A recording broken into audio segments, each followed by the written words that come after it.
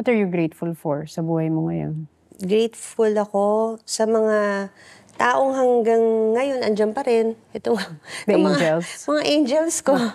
And grateful din ako dahil hanggang ngayon andyan pa rin sila. My parents, I have 2 dads. I have a mom. I have a daughter. I have husband. I have friends. I have supporters who are still there. And I'm very grateful din sa industry natin. They're still getting me for work. Hanggang ngayon, may trabaho ko.